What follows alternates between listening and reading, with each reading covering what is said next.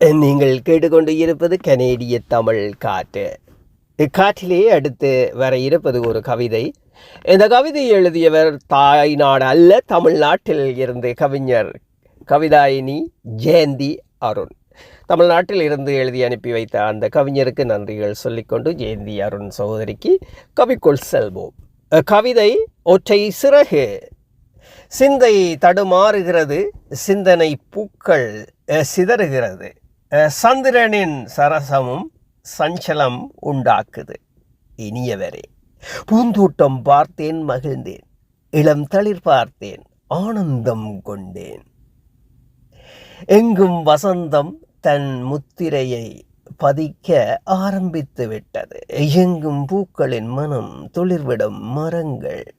பார்க்கும் இடமெல்லாம் ஒளி வெள்ளம், பரவசம் முட்டும். சந்திரனின் குளிர்ச்சி எனக்கு சுடும் நெருப்பு. எத்தனை எத்தனை வேற்றுமைகள். வானத்தில் கருமேகங்கள் முட்டி மோதிய உறவாடுகிறது. உன் பாராமுகத்தால் என் உள்ளத்தின் மகிழ்ச்சியை ஊற்று வற்றிவிட்டது.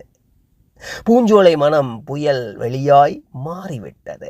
நினைவு சிதறல்கள், உதிரியான எண்ணப்பூக்கள், மொட்டு மலரே நினைவுகள், இமைமூடா இருவுகள், நினைவு மயங்கும் நெகிழ்வுகள், மன ஊஞ்சல் ஆட்டத்தில் பிழியும் கசப்பு நிகழ்ச்சிகள், ஆகாயமாய் விரியும் சோகம், சோர்ந்த உள்ளம், தெரித்து விழும் கண்ணீர் முத்துக்கள்.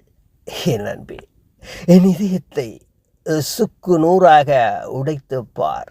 ஒவ்வொரு துண்டிலும் உன் முகம், என் செயலை உற்று கவனி, அவற்றில் உன் பிரதிபலிப்பு. நொடிகள் கரைகின்றன, களைகின்றன, நொடிகள் இழக்கின்றன ஆத்ம சுகம். ஒன்றை சிறகோடு பறக்க முடியாமல் தவிக்கிறேன். உன் சிறகோடு வருவாயா? ஆமாம், நன்றி அன்பு கவிஞர். அற்புதமான கவியை எழுதி அனுப்பியிருக்கிறீர்கள். வாழ்த்துக்கள். மீண்டும் அடுத்த கவியூடாக உங்களை நிச்சயம் சந்திப்பேன் என்று கூறிக்கொண்டு அன்பான அன்பு உள்ளங்களை உங்களிடம் விடைபெறுகின்றேன். இது RJ மோகன். நீங்கள் கேட்டுக்கொண்டிருப்பது கனேடிய தமிழ் காற்று.